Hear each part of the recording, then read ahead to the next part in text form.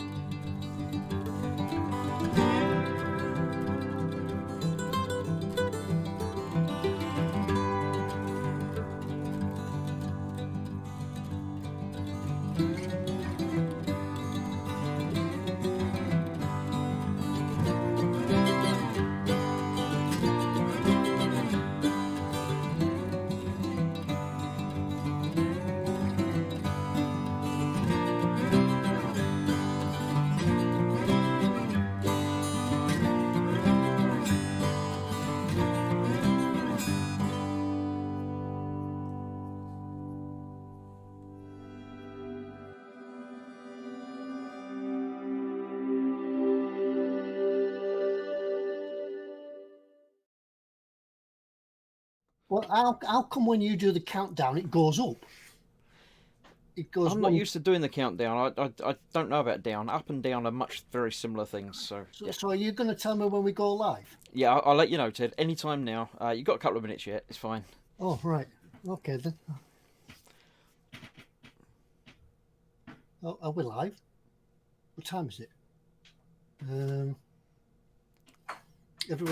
I'm sure if we're live, someone in the chat will let us know. It will all be good. Well, I'm just waiting. You're not as efficient as Foxx.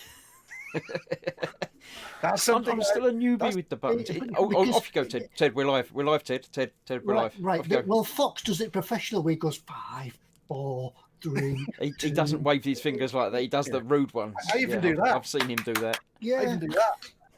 And he does it all professionally. He even gets to that bit. Oh. Yeah. 5. It's like doing 3, 2, 1, isn't it? You can never get it the right way around. What's the largest state in America? Texas. Yeah, and this is what you could have won, but no, that was bullseye, wasn't it? Yeah, can't beat a bit of bully. So when did we go live for Chris? Are we ready then? Yeah, about 2 minutes ago. Yeah. Oh right. Oh really? Right. We can't let everybody see all the behind the scenes what we would have been talking about. So good evening, welcome. It's Monday night again. Yes, it's Monday night. I hope you've all survived Storm Dennis. Was it Dennis this time? Yeah. I think there's another one coming next week as well. That might be Storm the Menace. I don't know. Yeah, I hope you've all survived Storm Dennis and prior to that Storm Kiara and things like that. But welcome to another relaxing Monday night. Wait, did you say we were Storm Kiara? That sounds so towny chav. Like, yeah, Kiara. You can just hear like the sort of typical like chavvy mum going down Tesco's aisle. Kiara, stop eating the whatever. Yeah, Kiara. That's a Kiara. Yeah. Stop hitting Kylie. Yeah, Kiara, stop punching Kylie, will you? Stop kicking Chanterelle. Yes. Well, it's Monday night. We can relax. We can dim the lights, put on the soft music, and relax and chill. And it's Friday night. That's your special time. What day is it? They were cut. So everybody's all chilling now and asleep because it's Monday night. It's us. It's Ted, Foxx, Chris, Colin, and I. Relax with the soothing sounds of something or other. Yeah. We should play a little jingle at that, shouldn't we? Really? Yeah. eModels.co.uk, sponsored by Radio 4. Yes. So here we are. You know where we're all at, eModels.co.uk if you want to keep in touch, but Foxx will come at that in a minute in the terms and conditions. But yes, it's the eModels live stream show. eModels.co.uk. Yes, that's right. But yeah. And onwards. Good evening, everybody. How are you all? Oh, you're talking to us? Sorry, I thought you was chatting to the chat people. Yeah, how's everybody in chat? Good evening, everybody. I'm waving. Good evening, everybody in chat. I hope everybody in chat is waving back. Good evening. I can feel it. I can feel their love and happiness. Yeah, I can feel the wind blowing throughout the country as everybody waves and sort of. Let's kick him back. I'm not sure. But now, as always, I'll do my bit while Ted flails around. Over to Foxx for the terms and conditions. I can't watch Ted flail like a magic art for too long. Some people will get that reference. Yes, this is your show as always. It's us four sitting here talking rubbish for 3 hours. 3 hours? No, 1 hour and a half. Nearly gave ourselves a double joint there. Talking for a couple of hours about all kinds of nonsense, but it's your show. We depend on you to have things to talk about. So if you're watching this and you can see the live chat, because it's, I don't know where it is because I can't see now. I'm not doing the button stuff. It's there somewhere. No, the other way. There. The live chat's there. The email address is there. Right, I've got to. I'm not doing the hosting tonight, so you can see the chat here. It's all its blueness and it's all delightful. Yeah. But that's not the actual live chat. You want to join in the typey chat. So hit the little YouTube icon that's down here somewhere underneath the video player, and that will magically transport you to the land of friendship where you can join in the live chat. It's called YouTube. You'll be on the YouTube page. So go in there and join in the live chat. It's good fun. Everybody in there is really awesome, and there's some cool mods that will look after you. But if you want to get our attention, because we depend on you for stuff to talk about, make sure to put your comment in the chat, because we've all got the chat in front of us. Make sure to put your comment in big, fat, capital letters, or bold, as Ted calls it. Put in bold. Yeah, bold. Or, big letters. Big letters. Can they do it in italic if they want to? They can do it in cursive if they want to. They can send us written missives if they decide to. I've got a teletype over there. Can you hear it? It's giving me the score draws. The score draws coming out. He's 5-4. 4-5. This week on the Vidi printer. On the Alcatel. But yes, if you want to get our attention, put your comment in big fat capital letters. If you want to, you can do a super chat, which is the little dollar symbol at the bottom of the chat window. That puts your comment in a coloured box, and we have no way to miss it. Then we can't possibly miss it. If you can't get access to chat at all, though, if you want to, you can, of course, send us an email to ted@emodels.co.uk. It's always up there on the top left of the screen. That should reminded me to open the eModels email bag. Ted always remembers to open the email when I remember to mention the email. We can't guarantee we'll be able to respond to any email that comes in while we're on the show, but we'll do our best. But that's some of the ways you can get hold of us. So have fun, enjoy. Ciao. Yeah, and that's it. Over to you guys. Yeah, and in the meantime, we'll have a run around. So Chris, before it gets too busy, we'll let you go first tonight and see who's in. Chris has the buttons. Oh, good. I've got the buttons, so I was going to do me next anyway. That's the point. That's a bit of a giveaway, folks. You can always tell who's got the buttons by the wrong way round. I'm not the wrong way. I'm always this way round. I don't know what. It's all fine. Looking at the chat here, the first one I've got in is George Taylor, who says, "I'm here, and here too." I don't know if he's watching 3 times or what, but welcome, George. Colin is in at Festa 67's workshop, saying he's here as well. But obviously that was back before he was live. He's not going to be in the chat now because he's live on the telly now. Yeah, it's got to sit his hands. That was in the before time, so it's He'll be back at some point. We have nipping through them as fast as I can. Lord Barkley III, Spur and Glue, Sergeant Bones, Colin, I've already said. Spur and Glue, Colin and Colin and Colin. I don't know why he's in lots. He's in there lots. Spur and Glue, Colin. Spur and Glue, Sergeant Bones. Lynn, Spur and Glue, Sergeant Bones. Dad is another one of your mods in there tonight. Then we have AJ and Dad and Colin and AJ, Dad and Colin and Ickle Pete.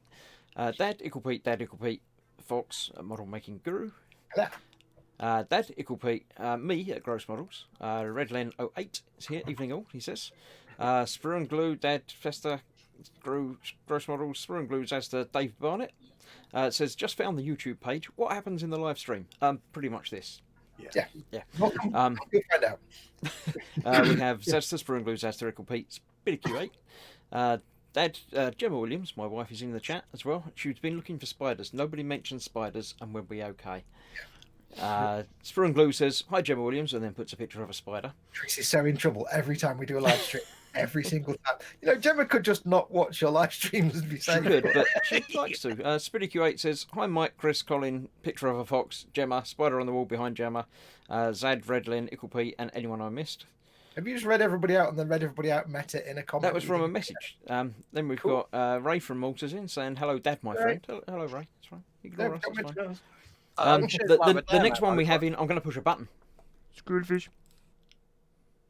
There we go. I don't need Foxx to do it. I can just do it with a button now because I'm in charge. Yeah, Foxx is fired. I can guess which one it was, but how long it took, because we can't see that. We can. No, I know. I need a little mirror behind me so you can see, like we can see in your cabinet, reflected behind you, but it's not there.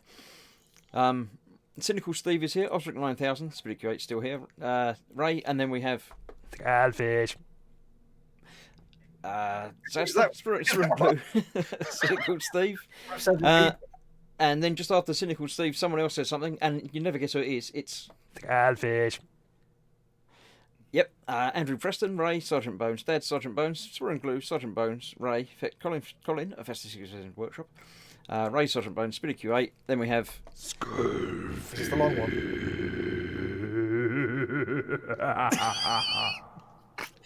I don't know. It's a button that does the random sayings, so I don't know which one it's going to do before I push it, and then it just happens. So I can't control it. Spinny Q8, Gemma, Lee Barlow is here. Spur and Glue, Spinny Q8, Ray, Paul DeSmasso, Ray, Sergeant Bones, Michael Jacobin. Won't be taking part much until 10 o'clock because United on the telly beating Chelsea. I don't know, some sort of sport ball. I don't know what that was about. Zazda Sprunglu, Jose Cuves. I don't know how to say that. So he says, "Hi everyone, I'm new here, trying to get back to the scale modelling after 27 years, but also at work. Hope I don't get a call or a meeting. We hope you don't as well. But even if you do, you could put us in your earpiece and just carry on listening while we." If you're watching us illegally, as in your boss might tell you off, then you get more respect. Yeah, absolutely. Because you're sticking it to the man.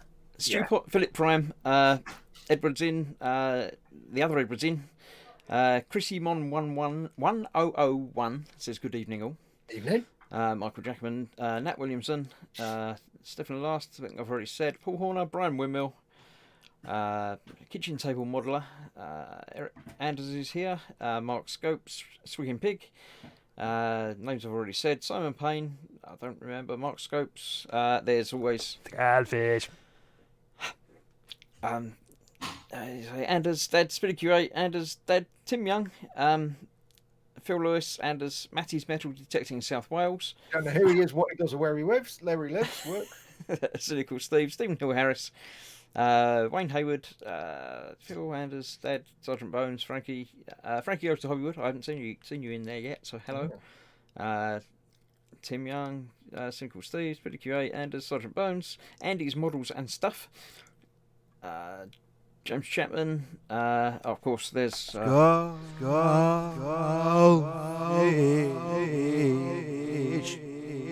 long one. Yep, that was quite a long one. Yep. Jamie Bone, Sprue and Glue. It's jumped a bit, so I might have missed some. The Legend is here. Started making models again after 55 years, finding it as good now as it was then. Fingers are not so nimble now, though. Was surprised with etched items. Yeah, things have changed a lot in the last 55 years. Much better. And Legend is probably your first time here, but if you come here expecting to hear lots of model making tips, you're going to be sorely that's probably not going to happen so much. Andrew James Glover, ATTG, Ross Medlock, Clarkey, Peter Rogers, Paul Horner, and the last comment down there is from... From the long one again. It might be a different long one. It might have been the same long one again. I don't know, but there we go. Apparently Skullfish went all wibbly wobbly. I don't know why, but... right, that's enough from me. On to somebody else. Yeah, I'll have to watch this all back because I want to know all these buttons that you're pressing because I think I missed them all. No, we don't get to see him. We're just sitting here totally clueless going. Yeah, we pretend we're Yeah. I was actually thinking, I was sitting there thinking, wait, no, hang on. I don't know what I was about to say. I literally do not know what I was about to say. Carry on. I was going to say something, and at the moment I started to say it, my brain went, oh, shit. Is this what happens when we take Fox's power of buttons away from him? His brain just oozes out of his feet. It's like Mini-Me with his wicked lair, isn't it, Dr. Evil? I was thinking when you're going through all the names, there's so many comments and you're reading all the names out, we should just maybe cut the 15-minute countdown to like 5 minutes. But then people would come in the chat 10 minutes earlier. Yeah. So we'd still get hundreds of names for you to read out. So yeah, that's it. Anyway, while Foxx tries to scramble his brain and put it all back together and see what was in there, we'll go across to Colin to find out the fact of the week and who's died. Yes, we have got a fact of the week for you this week. In 1952, the British atom bomb was announced. Wow. Winston Churchill announced that Britain had developed its own atomic bomb. The test for the first British-made bomb was planned for the Montebello Islands off the northwest coast of Australia. The formal post-war decision to manufacture a British atomic bomb had been made by the Prime Minister at the time, Clement Attlee, in 1947. Yeah. So, do we want a death? We do, don't we? We need to. Death of the week. Let's go for a nice Fester's long name. On this very day, in 1875, at the age of 75, Friedrich Wilhelm August Arglander dropped dead. He was a German astronomer who established the study of visible stars as an independent branch of astronomy and was renowned for his great catalogue listing the positions and brightness of 324,188 stars of the Northern Hemisphere. Colin. Yeah. Was he a German? Yeah, he was a German, mate. I just had this feeling. Yeah. Feeling. I don't know what gave it away. So, yeah, he dropped dead, mate. Bit of a shame, that, isn't he? 75, though. So, Yeah. we got another one that dropped dead, and he was 66 years old. His name was Hiram Percy Maxim, and he was an American inventor and manufacturer. I know who he was. I know who he was. Remembered with the Maxim silencer gun attachment. Oh, I thought he invented the magazine. I thought he Yeah. I think he also invented the machine gun. So there you go, folks. A couple of people are brown bread. Yeah. Brown bread. I just realised that I because was I'm just wondering hosting, why it was my like, video's reversed, so I can't. If I put my hand, I've got to do this one instead, because otherwise it goes wrong. So yeah. Just as well I ain't got the buttons then, innit? What possibly could go wrong? Yeah, I just realised that each week it seems to be an astronomer, but the astronomer becomes A in the alphabet, doesn't it? So it's the first one that pops up on Google. It's the first one that pops up, mate. You know me, Ted. Yeah. I don't do a lot Yeah, of we don't do any research in this program. No, I just go, oh look, there you go. Yeah. Who died this week? Go. Oh, that'll do. Yeah. George Taylor does ask Colin, can you please name all those stars that the German astronomer discovered? I was just about to say a word then that I can't say. So no, there was loads. Colin, follow your post-its. Yeah, it's that one there. Yeah. Right now, somewhere in the depths of MI6, there's an office with Echelon written on the door, and there's a little man sitting there, and he's like, he's searching for dead scientists again. There's something going. Every week, dead scientists. What? Yeah. Well, I've got two blokes that have been sat outside my front door in trench coats, looking a bit dodgy, mate. Yeah. I'm hoping they're MI6. Put it that way.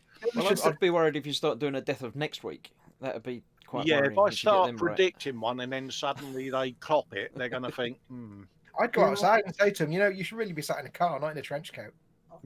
Yeah, they do look a bit dodgy, mate. I think most of the renowned scientists of the world at the moment are actually thinking, I wonder if I feature on eModels yet. Well, yeah, you might have someone sat there in their lab going, oh, yeah, he's going to be reading my name out next week if I don't start doing it. I wonder if I read my name out yet. I better go and catch up and see if it's on. I think I should do it on Sky News, obituaries of the week, and over to our mate. Yeah, you never go who's going of the week.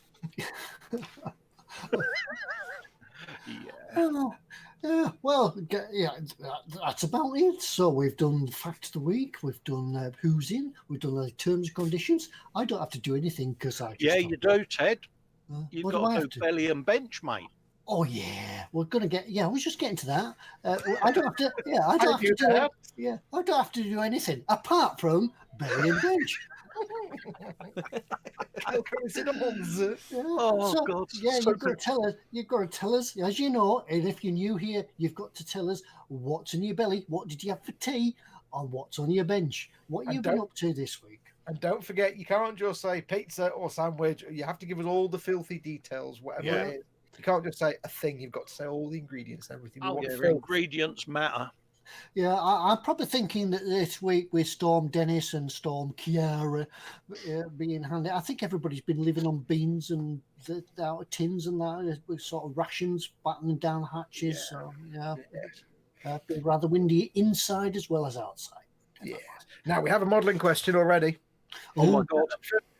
I do apologise. I can't remember who it was earlier on that said they just got back into modelling after 50 odd years. Although Ted said we're probably not going to talk about modelling much because we don't. You are more than welcome to ask any modelling related questions in the chat that we can answer for you. That's the whole point. We basically waffle about nonsense and wait for you guys to ask us questions. And if we can't answer them, somebody in chat will be able to. So do feel free to ask all the questions you want. Because the modelling world of 50 years ago, trousers were flared in those days. Yeah, it wasn't. Yeah, I remember flared trousers. You mean to say they're no longer flared? That's why people keep pointing at me then. Nowadays you can see people's feet and everything. Yeah. You don't Yeah, just go like you get spotted wearing the 3-star jumpers and the high waists. The people spot you and they talk about you. Damn, Anyway. I need to get rid of my $6 million man tracksuit now. Then Yeah, Yeah, safari jackets are out. that's yeah, a but a fine. $6 million man T-shirt, of course, that's cool. That's cool. Oh yeah. Says me with the shirt over there that's actually got the date on the label of 1974. You went all that trouble of getting that German shirt and it had the name Walker on it. It's I know. such a letdown, mate. I've just recently got back into wearing combat gear after wearing jeans and T-shirts for 20 years because I started to realise I'm just turning into like Jeremy Clarkson or somebody. So I thought I'd go back to wearing combats, and I got 3 German Army shirts, genuine, from various. One's from the 80s, one's from the 70s, and one from like 1992. Because to look grungy and stuff. And one of them is like 1974 German Army shirt. There you go, name embroidered on the front, Walker. I'm like, oh, that's disappointing. That's the least German name I could imagine. Anyway, we have a serious question. Stop sidetracking me. We have a question from Andy's Models and Stuff. He says, "Hey guys, is it possible to succeed?" He's done it in capital, so we can see it. He's done it in bold. He says, "Hey guys, big letters." It's mostly because Ted can't see from that distance. That's it. Yeah. Hey guys, tonight I'm wearing my contacts and the glasses and the telescope and the optivisor. and his screen's that big. He says, "Hey guys, is it possible to succeed with the hairspray technique without an airbrush? I find it very difficult using only brushes because the top paint coat is very thick. Any tips?" It's difficult. Yeah, it's not the best of things. What Theoretically, it's possible, but I think what I would do is I would actually post chip.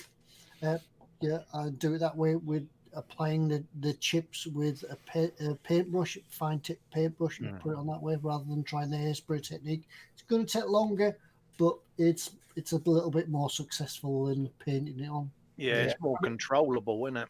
Yeah. I mean, the difficulty with the hairspray technique is you can obviously use cans of hairspray because that's why it's called the hairspray technique. If you don't have an airbrush, but the difficulty is the color on top. You basically when you get water onto the paint on top of the hairspray, the water soaks through the paint, breaks down the hairspray, and takes the paint with it. That's how it works. The water has to soak through the paint. If you're brushing the paint on, it's going to be a water-based acrylic, but it's going to be not really. The water's not able to get through the paint if it's too thick. So you're going to have. Yeah, I think also as well the top coat being applied by brush would activate the hairspray, so it would take it straight off. Yeah. So I mean, and it's not like you can even say, well, I'll rattle can the hairspray and then I'll rattle can the paint, because the problem you've got then is your rattle can paint is lacquer, not acrylic, and it needs to be an acrylic water-based paint on top of the hairspray so that the water can go through it and activate the hairspray. So it's a catch-22. Ideally, for that technique, you want to airbrush it, but like Ted says, you can instead do what I do, which is brush paint on your paint chips. Unless you want that particularly mottled look that the hairspray technique can give you, where it's faded and mottled. If you're just doing standalone paint chips, I prefer painting them on manually later on with a very fine brush, like 2 or 3 color chips, or like Ted says, you can sponge them on. You won't get that kind of faded chip effect, but you will get good. It'll take forever, but I find paint chipping really relaxing to do as post chipping. So yeah, it's quite therapeutic, isn't it? It's a bit like dry brushing, isn't it? I find it easy. You just basically paint the light color, paint a chunk of light color, paint the dark color in the middle, and if you need to, do a highlight on the bottom, and that's it. And just use a very fine brush. You're not going to get exactly the same technique. You won't get that kind of faded bleached look that you can get with hairspray chipping. If you go along and you have a look in the eModels playlist and have a look at the Panzer tank, the Panzer 4, later on in that, towards the end of the series, I do paint chipping and I do post chipping, so you can have a look at that, see how it's done. And I show, if you go into, there is a section. I've forgotten what I've done for eModels now. There is a section of me doing some advanced ammo by MiG weathering on a big Gumpler leg. That shows, if I remember rightly, that shows chipping as well. And there's also another method of doing chipping using masking fluid on my transit van build. If the knackered old tranny van, there's a that's a way of doing it. It's a real shotgun scattergun approach, but it's a dead simple way of doing big fat chips. It's just masking fluid, so that's on the transit van as well. So you've done the dot filter on that as well, didn't you? Yep. So there's lots of ways of doing chipping. None of them will look like the hairspray technique, but some of them will look much more interesting than you want. Depends what you want, effect you want, but it's not the end of the world. Good. Yeah, just having a look through. People are coming back to us with Billy and Benj. Just below Andy Models is Sprue Glue. Says Billy, homemade spag bol. My ball! Spag bol. Lots of cheese on the top.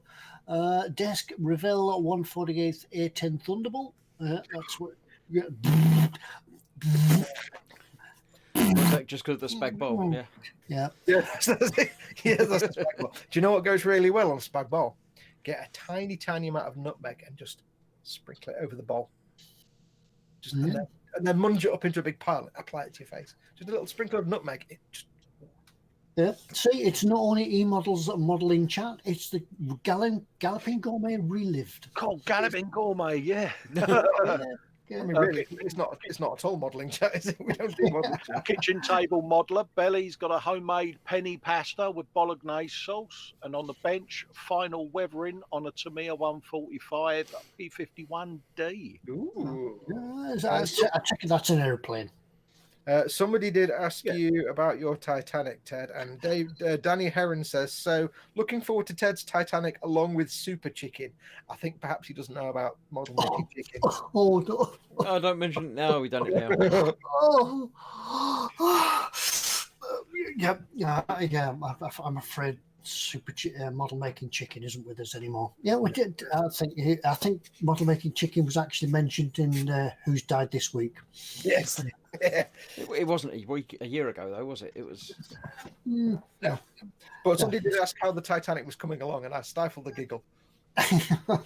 Yeah. However, the Titanic is here. It's in the big box. Yes. Yeah. And somebody before said I need to apologise because I did say I wasn't going to do the Titanic, but then you sat watching the TV and your phone goes ping, and it's Pete on the phone. Hi Ted, do you want to build this?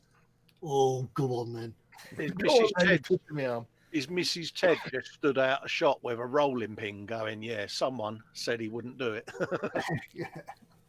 Yeah. Well, I blamed it on Pete. Look, Pete's told me I've got to build it. Told me I've got to build it. Yeah. He insisted. Yeah, it was an offer I couldn't refuse. Yeah. That's how it was. Yeah. So it was that all the horse's head, love. It wasn't going to go in well. Yeah. So George Taylor says Belly Belgian waffles with butter and a drizzle of maple syrup. This is how you do it. Drizzle of maple syrup. Oh, I'm starving now. Oh, yeah. Oh, just having mouth orgasms. Bench, not exactly the Joker car I suggested last week. What? You guys inspired me to start my 132nd WW, my World War One Lanchester armored car. Oh, you told me that nobody says www. Yeah. For some reason, I started reading it out as I was about to say WRVS or something. So, yeah, I'm building my www.worldwar2.co.uk. That's a lot of W's. www. Have you ever had one of those people that's so not internet savvy that they say, "What's your email address?" and they go, "www at dot." Yeah. What's your email number? Is the one. Yeah. Yeah. http// Tuber Live eModels. I used to work with someone who would send someone an email and then fax them to tell them to send them an email, and I'm like, oh. Oh yeah. Yeah. Oh yeah. We used to get that all the time when I used to work. It was somebody walked past your office and put their head through the door. Send you an email, Ted. Thanks. You know, I've got an app for that. Phil Lewis says, Belly, oddly enough, it's a West Country pasty. Right, my barber. I've got to change it now. So he says, in his best time team voice, he says, oddly enough, Tony, it's a West Country pasty with ancient Roman pipework and tiles. With baked beans and Anglo-Saxon remnants. That's my best time team. And he's chopping it up with a freshly napped flint. Yeah, we've got my little bit of flint here, and it's really good, Tony. Ancient Roman power cables. Bench currently cutting 16 resin UFO veins from their pore blocks. Oh. Ooh. Next one's for you as well, Foxx, I think. Oh, hang on. Let me put down my cup. Ross Medlock, roasted chicken breast with gravy and southern fried curly fries with whiskey chaser. Whiskey chaser. Whiskey chaser. Now then, speaking of whiskey chasers, carry on. I'll tell you about whiskey chasers. That's good. That's not the important bit. The important bit is the Warhammer Age of Sigmar Stormcast Eternals Lord Celestant on a Dracoth. I've got a Lord Celestant on on Shouty Space Horse thing down there. You can't see, but I've not painted it yet. I'm not getting it out. It involves me showing my butt to the telly because I've bent down. So a drey cloth is not like a tablecloth. It's No, it's like an antimacassar. Yeah, this is where me and Ted just sit there and go, "Oh yeah, I we, know what yeah, you mean." we should we Yeah. nod knowingly. Yeah. I know I the thought it very was going one to say he's pot. got it over there on a shelf, but Yeah, I've got one of those in my wish list, mate. Yeah, Shouty Space Horse. There you go. That's the best way to describe it, Ted. It's on Amazon. Ted's still thinking about the whiskey chaser, though. He is, isn't he? Yeah, speaking about the whiskey chaser, yeah, I'm thinking of changing my allegiance. I'm thinking of trying some whiskies instead of gin. no. Yeah, but I think from what I've tasted, I think I'm going to be a single malt guy, so it could turn out to be rather expensive. Wait a minute. Wait. Yeah, I did hear it. I heard the sound of thousands of gin bottles crying out in pain. Yeah. And then they were suddenly silenced. They're all going, "Oh no, he's left us. What are we going to do?" I think it's mainly because I'm probably getting to the last of the stocks of gin that I've got here. So Yeah, but Ted, you can't sit in your garden on a beautiful, warm summer's evening with a nice, refreshing glass of whiskey and tonic. It's not the same. no, but you can put tonic. You can put tonic. You can put your whiskey in a hip flask and take it to the top of a fell. Yeah, but then you fell on the top of the fell. Yeah, it's not quite the same having a nip of gin on the top of a fell. No, where but you you can, that's just because you need a 2-litre hip flask for your gin. Yeah, people think I've got 2 litres of water on the back where it's It's not. your oxygen tank. A gin via a plastic tube out of my rucksack. He walks around wearing a camelback bladder, I don't know, under his t-shirt with a pipe coming up. Yeah, that's it, exactly. Yeah. The longest pension belly session ever, this is. ATTG, Belly's got a ham sandwich, and on the bench, my youngest brother being watched by me whilst painting a couple of black shields. It's a very big bench, and my youngest brother is sat on it. Yeah. Tim Young just cleared the bench, completed a crown kit of 1/144th King Cobra and a 288th scale AN32 Fire Killer in time for IPMS Halifax show. Not planned the next build yet. No. Do we have a belly in there? We didn't have a belly in there. You didn't do us a belly. The belly, just in case you didn't realise. Yeah, I'm totally lost now. Yeah, mine just jumped, but I think I found it again now. Not far down, a couple of down from the whiskey. We've got Edward says bench Alarel, the Ever Queen. Alarel? Alarelli. Alariel. Yeah, the Ever Queen. Big beetle thing. That's more my sort of descriptive terms. That needs to be thrown out the door. It's obviously not having fun with that.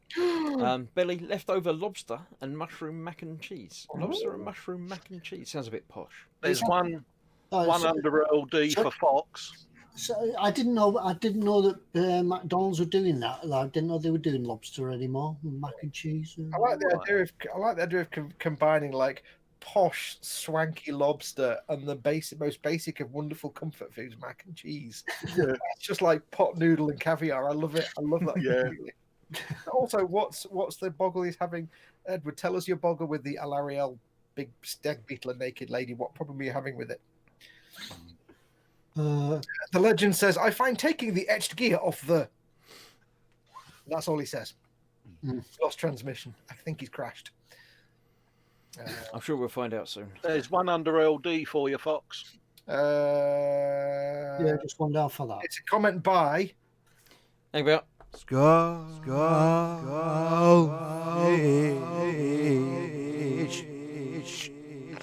finished. It's finished now. Yep.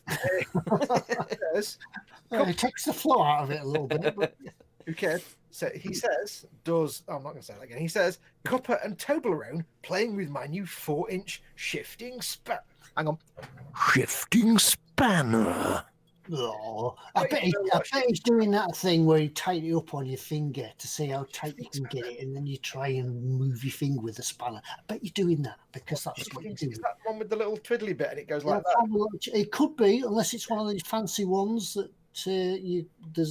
there's a new fancy way of doing it, but I don't think it's successful. But a nice, shiny, chromium finished 4-inch shifter.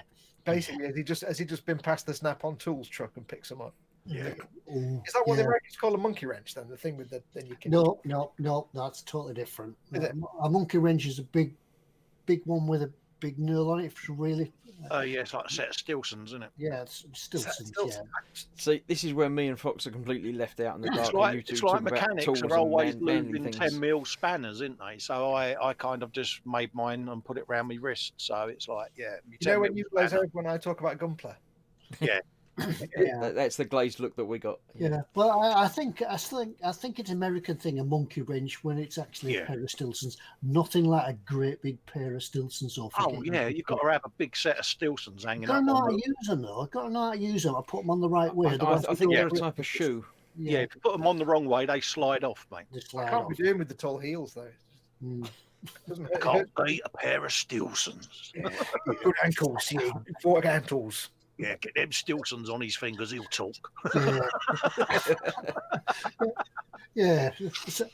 So we'll know in future, Colin, when Fox goes off on a tangent talking about Warhammer, we'll just talk toolboxes. Oh, mate, I've got a Snap-on toolbox just in front of me. I'll start getting gadgets out. Look at that, Ted. Next week I'll fetch my toolbox along. We can get the old gadget spanners out, mate. I've got some good electrician screwdrivers. I've got some Next on Channel 4, Tool Time with Ted and Cole. Yeah, look at that adjustable spanner. Oh, look at that, Ted. That's it. Yeah, they're all right in the restricted sort of spaces. Yeah. Some of that. It's not a monkey wrench. Is that a monkey wrench? What's that? That's an adjustable spanner, mate. Look Is at that. that's about. Is that a 6-inch adjustable spanner? That is, my friend. Well spotted, young Tedwood. Yeah. Fox and Chris are now doing what we do when they're on about Warhammer. what you don't know is that the reason Colin's got that enormous spanner under his bench is because he's got this plan to make a model that will defeat every rivet counter, because it's basically going to be a tank with one enormous rivet. Or he's just going to have a tank and have an enormous bolt on the top. There you go. Count that, Yeah. Oh. It's my cunning plan. Somebody would still sit there and go, I think you'll find. Yeah, there was a bevel on the edge of that nut. Yeah. Anyway, I've been nipping through the chat, getting away from this. Powerwolf 1097 says, whiskey and Warhammer are things which intellectual people enjoy. Not at the same time, though. This leads to frustration or tears, possibly both. But it's how you pronounce it. It's whiskey and Warhammer. Whiskey and Warhammer. Warhammer. You've missed a few out there. Mark Scope says, belly roast chicken and bench various locomotives in various states of repair. Discovered Tamiya extra thin works with Hornby plastics. Good man. And Gaz Vickers says, the most important one of all night. Belly, Madras from the local Indian. This is correct. Bench, Repulsor from that there Conquest. You've got issue with Totally Scale Models has had chips with curry sauce and ketchup. And on the bench, he's masking a Tamiya F14D Tomcat in 1/48. That's a lot of masking. Now, chips with curry sauce, is that because he's down south and they don't do gravy, or is it because he just wanted chips and curry sauce? You can get gravy. We all know how you guys don't do gravy because you're not normal. I do gravy. I have gravy on me roast, mate. No, but if you go to a chippy, you go to a pot chippy, gravy. They give you gravy. I thought they didn't. Ever. Yeah, no, you can get gravy, mushy peas. You just ask for it.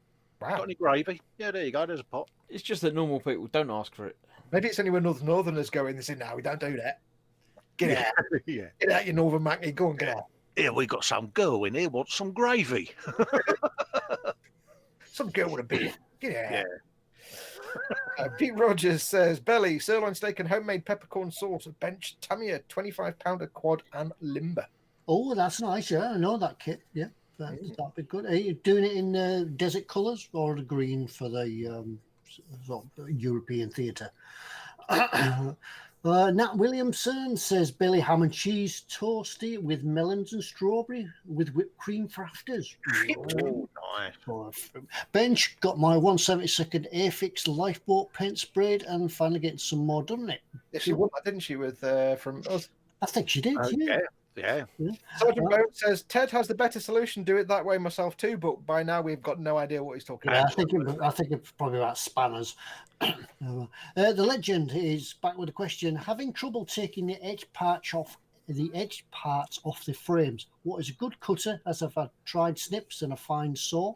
If you could recommend one, I will get it ordered. I can verily show you with looking. Yeah, don't need. Good tool to use is if you go to, and it can be any modeling knife set. If you go and get one of the modeling knife sets where they come with like a handle and a set of blades, they're quite cheap. Go for the one that's slightly skew-if, but go for the one. There'll always be a blade with a square edge, a square chisel. blade, like a chisel edge, like that. They're great because you can just press it down like that, and the little attachment points for photo etch, it just snips through them. Do it on. Get yourself. I don't recommend a ceramic tile because you probably crack it, but get anything glass, like a little glass placemat or a glass thing that you put a cup on, something like a glass tile, something that like that that you can push down on, and you just push. That way you're not stressing the piece, you're not trying to saw it off because they're only little thin connections, but that kind of chisel blade. Show us that cutting motion again, Ted, Fox, rather. Like that. I'm not pushing. Show us it again. I can't do stabity with the chisel blade. I bet you can. I bet you can. If we get you to do it enough, you can. Yeah. So if it's a bit stubborn, give it a persuasionary clump with a little hammer. Oh, more toolbox. Whoa. But if you try it with a normal modeling blade or something, you've only got a small area of contact and it's not going to help. It's going to stress things. Using a flat blade like that, you've got a tiny, tiny little nub and you've got a blade that's like 4 times as wide. It's just going to crimp the nub and snap it. It's only very thin photo etch. So just any old knife set, even the little cheaper ones, will have a square chisel blade like that. The only use I've got for them. That's all you need. You don't need any special saws or anything like that. Andrew Preston in the belly's got sausage, chips, and beans with Henderson relish on the chips. I haven't got any Henderson's relish. Dragon USS Lexington CV-16. I've run out of Henderson's relish. In other news, I've run out of Henderson's relish as well. Now, in other news, I bought a bottle of soy sauce the other day, and it's one of those ones when you buy soy sauce, you either get one with a little tiny hole that you can sprinkle on your food, or you get one with a hole that big, and it's like, oh, you've got yeah. I got this big dark soy sauce. It's got a massive opening at the top, but I poured it, and if you know Deep Space Nine, it's kind of like canard. It just goes. Yeah. You can pour it really delicately. I'm like, oh, this is like treacle. It's fantastic. It's like, oh, it's all the MSG in the world. Did you do the proper noise? Oh, yeah. I put it on my beef udon last night, which are already drowned in soy sauce. I did more. But it means I can go like this and pour it, and it just kind of goes. Yeah. That is great. Moving on, Billy says Jamie Bourne is a fish finger mashed potato sandwich. That's the only way to eat fish fingers is on a sandwich. Yeah, fish finger sandwich, mate. Fish Bit of finger daddy sandwich. sauce. Yeah, it's a must. But on his bench, he's got the ICM 135th Chernobyl radiation detection station. Oh, wow. That's unusual. I have to say, as I've got older, I've realised that I've started having my dinner and at least 2 pieces of bread and butter because I make sandwiches out of everything now. Lasagna. Yeah, you eventually move on from bread and butter to having a drink with your meal. I do that as well. It's always you get the water jug on the table and things like that. After with your curry, I roll it up in some gin and then. Andrew, Go on. Andrew James Glover says, never used an airbrush before. What's the best paint to use and never weathered before? Lots. Yeah, we could be here all night with that one. Never used an airbrush before. What's the best paint to use? Try and use a if you've never used an airbrush before, try and use an airbrush paint that's suitable for airbrushes.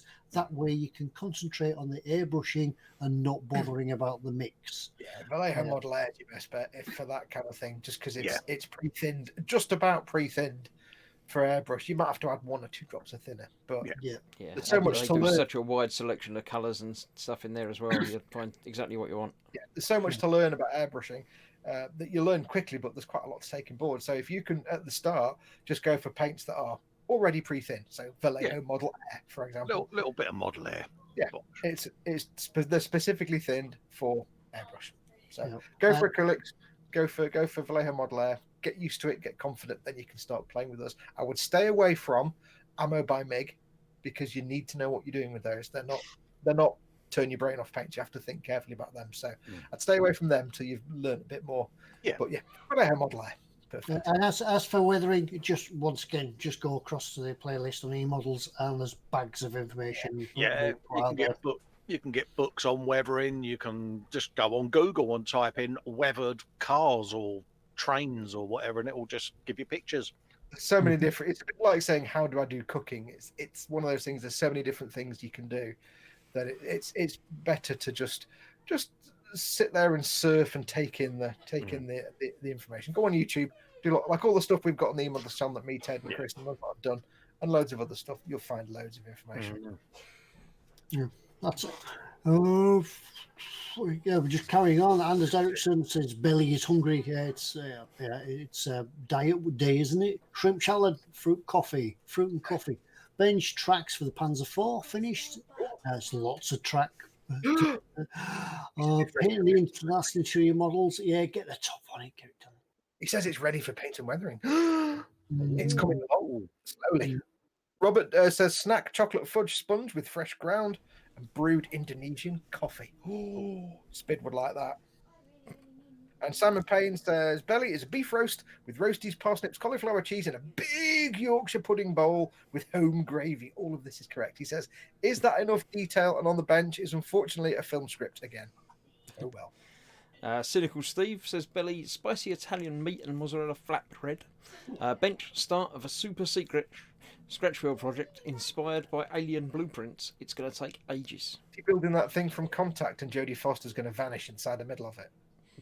Unless the bloke blows it up first. Or after, yeah. Nobody watched Contact, so I'm the only one that gets that reference. It's been a long time, but I did enjoy it. Good film. Apart from the Martin McConaughey religious bit, but there you go. Speedy Q8 says bench Wager single group. I'll start again. Wager single group single boiler HX commercial espresso machine in many bits. He's still working on that. Belly chicken Kiev baked potato and Philly cheese earlier, and a bit of toast note in lieu of Sarge's burgers. Yeah, Spid likes his real coffee, and he was restoring an old proper coffee machine, like an espresso machine from a cafe type thing. I'm just looking ahead because it seems that chat is getting ahead of us, so we'll try and catch up.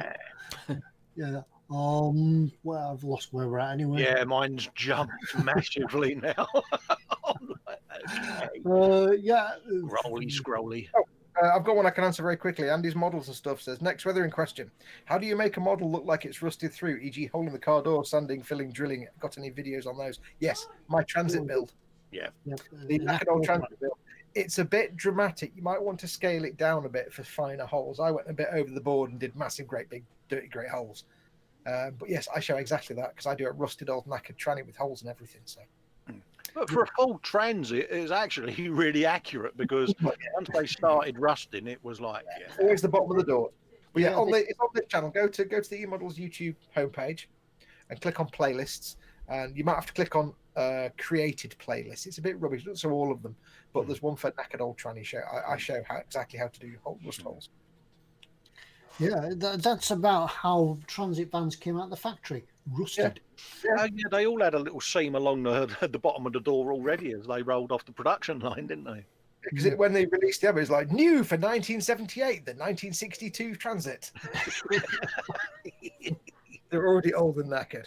Yeah. Dave Cardboard says next week, tool top trumps. That's it. Next week we'll be asking what's in your toolbox. Yeah. What's in the what's on the what's in your belly, what's on the bench, and what's in your toolbox. Jamie Bone says I put gravy on my chips. This is correct. Yeah, gravy. Yeah, I'm still in two minds about the gravy. I think that's a sudden thing. It's moved north a little bit. We're not. Yeah, although we do have curry on our chips. Somebody actually also replied to Andy's models and stuff. Said check out Foxx's Ford Transit build. Phil Lewis is saying the full transits were pre-rusted just to save time. every transit was a Friday afternoon transit. Oh yeah. I have skipped through the chat quite a bit here because we are kind of getting bogged down. But Tim Young says, question. We're actually getting lots of modelling questions this week. It's really weird because we're all I know, it's frightening, isn't it? under pressure. Under Yeah, pressure. there'll be letters to the editor tomorrow, if there's too many modelling questions. Dear Terry, why oh why oh why? Tim Young says, question, looking for highlighting solution that avoids the grimy look for planes or vehicles. Any recommendations? How do you mean a highlighting solution? The solutions are normally like for adding grease and grime and panel lines. Yeah, What do you mean? if you're on about modulation and things like that, that's a technique in itself. There are modulation kits from the manufacturers like AK and sort of MIG. But you can have a go at them if that's what you're on about. I don't really. Solution as in not a solution as in a solution liquid, but as in a way to do it. And he means like how to highlight, say, vehicles or cars so they don't look dirty and grimy. But that's really when you're getting into the territories of, pre-shading for your panel lines. Like Ted says, modulating over a light coat. You can also use zenithal effects where you prime it in white and do the shaded areas in a darker black color underneath, and then you lightly mist over your top colors so they build up slowly and they're transparent. You can see through them, and it's that kind of thing. It's a bit vague on the question, though, unfortunately. Yeah. As for modulation and things like that, it's not really my thing. I don't think it looks very realistic. I've not been able to get the hang of it, to be honest. No, I've tried it. I've done it, but I just don't think it looks right. I think it looks like too modelish. But never mind.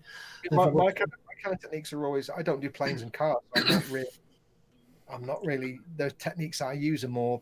I wouldn't say cartoony, but more or less realistic. They're better for armor and stuff like the paint the panel, do the pre-shading, and then do the highlights in the middle with the lighter color, that kind of thing. They're not really. I don't know if you do any highlights on a car anyway, would you? Because they're just generally a color. Yeah, they're just like one flat panel, aren't they? Aircraft, maybe. I don't really know. You might have to explain that one a bit more, Tim. Unless he's doing it on like some kind of diorama where the light is hitting it on a certain surface, and he's getting a light reflecting line along the panel edges, like the swage line on a car. When you look at it in real life, you'll get like a light line, won't you, where the sunlight's hitting the panel. Perhaps he's on about. Yeah, but then you've got the issue of scale. If you try and artificially do that, sometimes it can look a bit like a 1980s. Yeah, it's got a spade stripe, isn't it? Yeah, I think that sort of technique works quite right if you're going to photograph a model, but then if you make your model and then you display it, sort of you take it to a show or anything like that, the natural light sort of takes the effect away.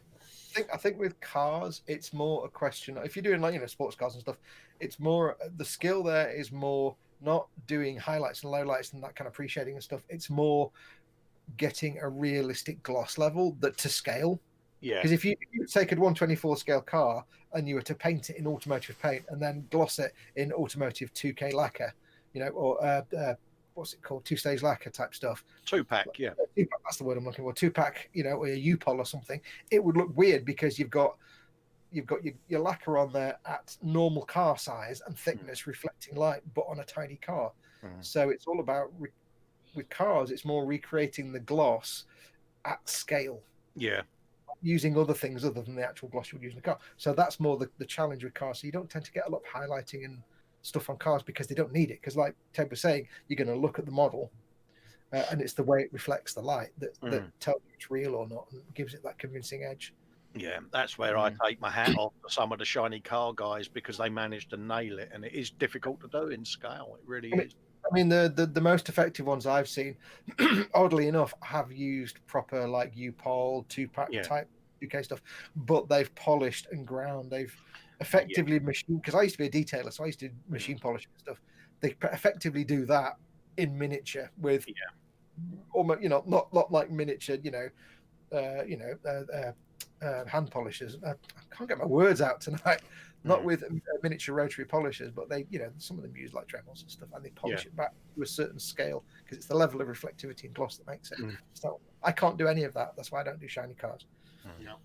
And weathering models hides all your mistakes. Yes, that's why I do weather. Danny Heron had a little comment about the cutting metal photo etch parts off the sprue. He does make a good point that I forgot completely. He says use a knife with a curved blade on a glass or ceramic tile. Yes, a curved blade where you can do that is also handy if you don't want to use a chisel edge. And now I've just got the guy from Skyrim saying the guards from Markarth have curved blades. curved. So What else would Andrew Preston says? Chris Morrison's sell Henderson relish. So, I don't know where there's Morrison's near me. Chris, go and buy a whole mess of them and send them all to me. Well, Spid did ask if it was a subtle hint that we were mentioning, and he does say he's going to be smuggling some over the border soon. So Spid is our Henderson's mule. Yeah, I have to say, if you have a piece of bread and sprinkle Henderson's on it, it's delightful. If you did that with Worcester sauce, you'd just be like, "My God, I'm living in poverty and I'm so sad." Yeah, he's currently tunnelling under the border as we speak to do his self-delivering. Yeah, pulling a wooden trolley with tin can wheels full of Henderson relish behind him. Yeah. Oh, what else? Fish finger sandwich with Marmite. No, I'm. Yeah, good shout. Yeah, I love that. Yeah, Marmite on a steak. Oh, you got to do it. Ooh, yeah. You Now- got to. It's like if you say to someone like I said the other night, we did a gammon in the slow cooker. It's Yeah. a gammon and 2 liters of Coca-Cola. Yeah. It's brilliant. Don't do it with Dr. Pepper. It's Satan's sport. It's the breath. And if you do it with Dr. Pepper, it's horrible. Yeah, my missus cuts the little lines on the steak, and then she just puts a little bit of Marmite in it, and poof, in it goes. It's like, oh. All right. Tim Young clarifies his comment. He says a solution, as in a solution to solve the issues of washes going very grimy. So I guess what he's looking at is doing washes on vehicles and planes to get into the recesses and give them some depth without actually dirtying them up. In which case, you want to gloss the model first and then apply. You're probably looking at either very thin oil paint washes or enamel-based weathering washes that you can put on the model and then wipe off with either cotton buds or little applicators damped in thinners, and you can wipe it off. Or you can just do a panel line wash or a pin wash where you get the thin wash and you just apply it to the recesses. And that's, again, over a gloss surface so it can flow around the lines. Yeah, that's often where actually a lot of people say, "Oh, I always make my washes. I mix them with this and mix them with that." That's where actually a purpose-made wash by a manufacturer comes in better, because it is sort of the proper mix, the proper solution sort of thing. I know that. Yeah, I've tried making my own washes with. Frozen internet. Oh, we've broken a Ted. Ted broke. Yeah, Ammo by Mig do a loads. I've got tons of them in my drawers here. I've got tons and tons of like there. They do both panel line washes and they do streaking grimes, and they're enamels. And the beauty about enamels and oils is because they take so long to dry. I do a thing called the gunk wash with oil paints, but I also do it with enamels where I take a model and I just cover it in streaking grime, which is in a thin enamel paint, and then I'll get a cotton bud and I'll just wipe it off all the raised areas so it just sits in the recesses, and it also stays in some curved areas and it gives it a bit of depth. And if you do it with the gloss surface first underneath, it will stain the model less. If you do it just over the paint or a matte varnish, it'll catch in the paint or the matte varnish surface and you'll get that staining. If you do it over a gloss surface, it's easier to remove from the raised areas. We have an important note here from Danny Heron, who says, "You guys are great. If you're ever coming to the States, you have a place to stay. Southern barbecue for all." So, we obviously need to organise a eModels road trip. Yeah, well, you can email the air tickets to ted@emodels.co.uk, and we can have e-tickets quite easily to arrange. Just the ted@emodels.uk. Don't email the barbecue though, because that won't work. No, that won't get over. So yeah, just four first class tickets, and we'll be over. Yeah, I'm stateside in April. I think if we actually write on the form that we're going over for barbecue food, I think that gets us instant citizenship. Absolutely. Everything for that. Yeah, I think that gets us through immigration a bit faster as well, doesn't it? Yeah, we've come for your food. Oh, Paul Horner says, "I've discovered that airbrushing models is much easier than spraying 1-to-1 scale vans with metallic paints and lacquers." I discovered in my previous career that I can sit and mask off a model vehicle in like half an hour. I tried to mask a 1949 Cadillac DeVille to mask off all the bits where the doors used to be, because you're doing the whole spray, and it took me like 5 hours just to mask off the windows and the door areas. Yeah, and that's like, oh, yeah. Small is But always. it can take you that long to do a model kit as well. So Yeah, but Yeah, that's because on the real thing, you've got to mask off all the seals and everything like that, haven't you? And all the Well, bolts and. if you imagine a car with no doors, but I need to mask it off so there are no paint gets on the inside. So I've got to mask it off from outside without being inside, but I need to mask the inside off. So I had to basically get this big thick brown paper that we're doing the masking with, and put it on the inside of the door from outside, so it's stuck to the inside. But I'm doing it from out. It was a night. I managed to do it in the end. You kind of got tape on the inside and the outside. You're pushing it together because you've got to mask it from the inside whilst being outside. Yeah, Hours. Hated every minute of it. Oh. Couldn't you just leave somebody inside while you're doing it? No, because it was going to be in the spray booth for like 2 days. yeah. That's fine. I'm sure you'd find some work Yeah, experience. leave lad them or in there something. with a flask and a sandwich box. And, several respirators. Yeah, they'll be going. Also, there was nothing in the car. It was empty inside, so it would have been a bit uncomfortable. Danny Heron, who's on about the food in the UK, he said, we're on. Yeah, right. So, yeah, I'll be checking my email box every hour. Yeah, just for the tickets to come through. Anders does ask how many can you have staying over there? 'Cause I don't know if Danny was intending to ask the entire audience or just us, but Yeah, everyone in chat is now packing their suitcases as we speak. Yeah, It's America. yeah, we'll start a bus. We'll get a bus running from Land's End, picking up at Crewe, Preston, sort of all the stops up. Yeah, we'll pick up. Could you imagine us four turning up at US immigration? They Yeah, would one look at us motley crew and go, "You're having a laugh." No, you've got it all wrong. It'll be, hey, look who it is. It's M4.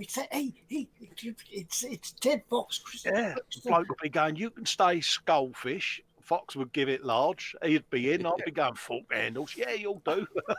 well, you do know that our passport photos are all the little animated ones from down here. Yeah, We'll give Ted like a big red button if we go. You have to let us in, because if not, Ted's going to press the button. You don't know what happens. and the guy would be there going, "Go on, Ted, say it. Slap it on. Go on."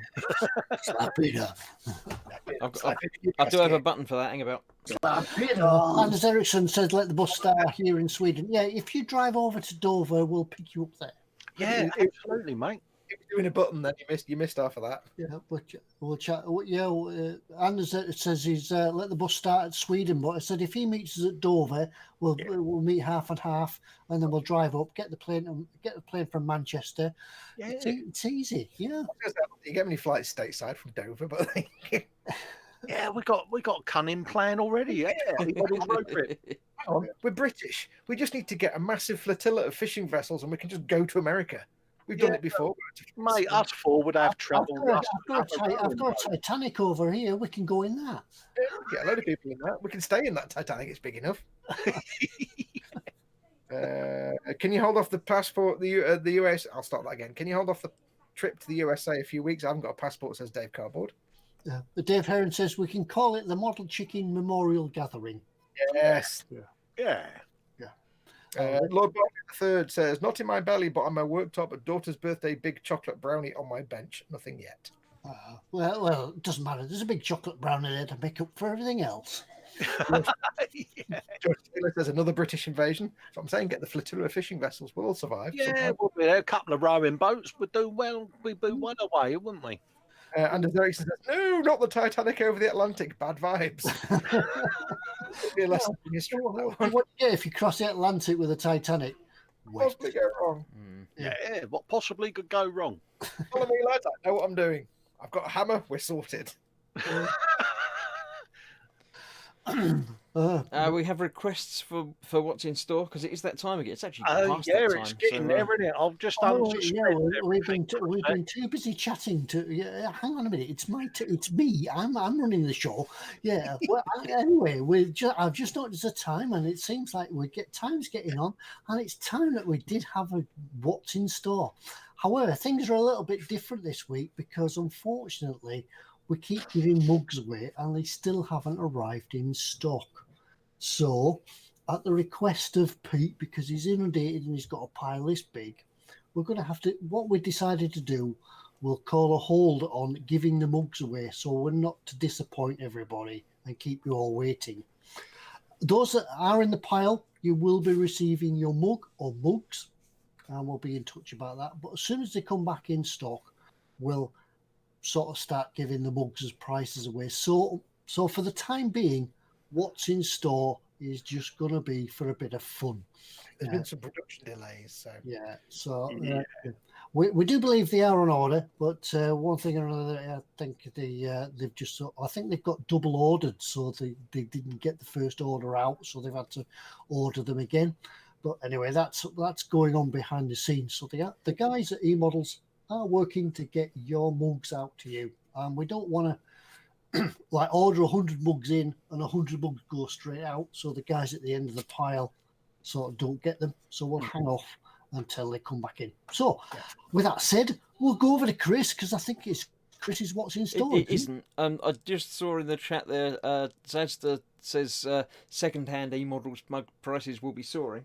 I've got a slightly damaged one that I can part with. Yeah, I've got one. It's got a little bit of a chip in, but yeah, there's a chip in that one. But it will be on eBay at about 50 quid. You know, you can put it on eBay, you know.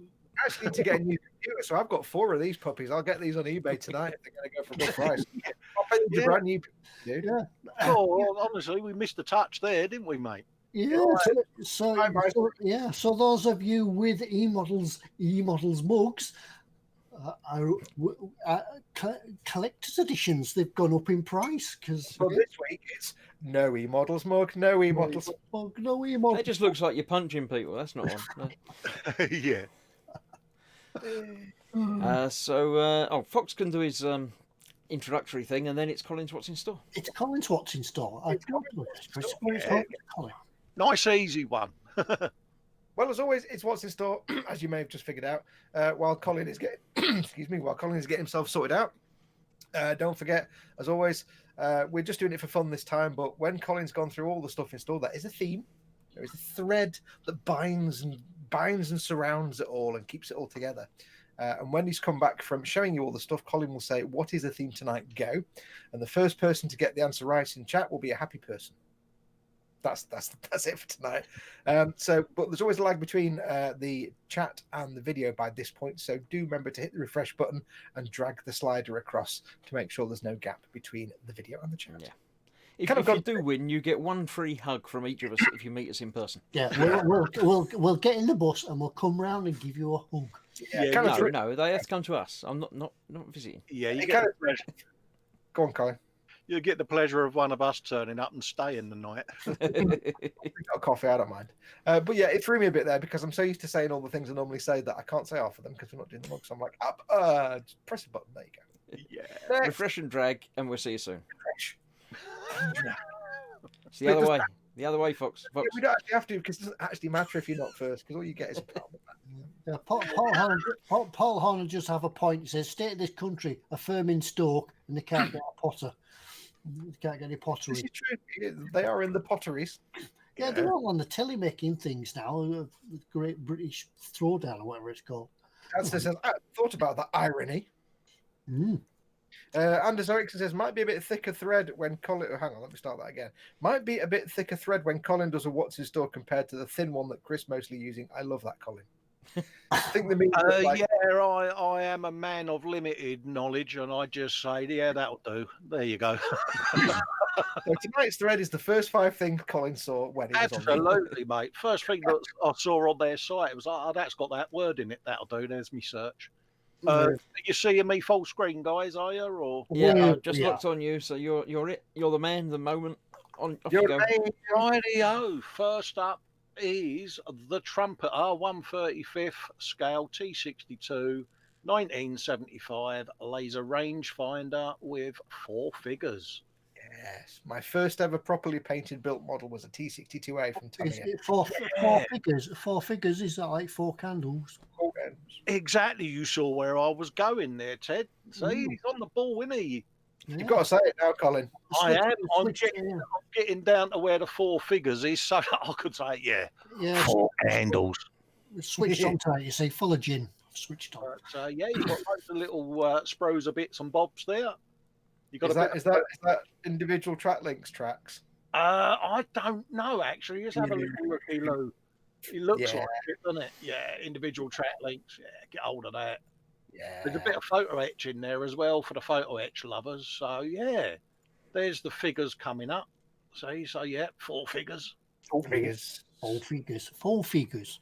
Typical trumpeter as well. There you get a nice set of instructions with all the paint call outs and everything on there. So yeah, that's looking pretty damn nice, isn't it? I do have a massive soft spot for the T62s though, just because, like I say, I've said the story before, but the first ever proper model I made, properly built and painted, my dad took me to the store and said, "If you're going to do this," because I'd made models for years, I just made them and played with them. He says, Yeah. "If you're going to do it right, I'll take you to the shop, I'll get you a kit, I'll get you the paints, you'll do it." And he took me, and I got the Tamiya T62A 130. Exactly. I mean, it's a big boomstick, isn't it? And like I say, you know, it's 35 pound. It's you know, it's worth a punt, isn't it? At the end of the day.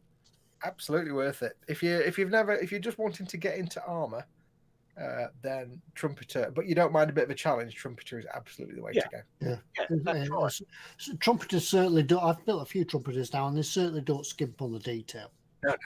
No, that's right. Like I say, and nice, concise instructions, and you'll enjoy your build there. So that's the first one, the 135th T62 rangefinder. Next up, we've got broadband from 1986. We've got the Italieri, a 1/24 scale Range Rover Classic, and yeah, what can I say? It's a Range Rover.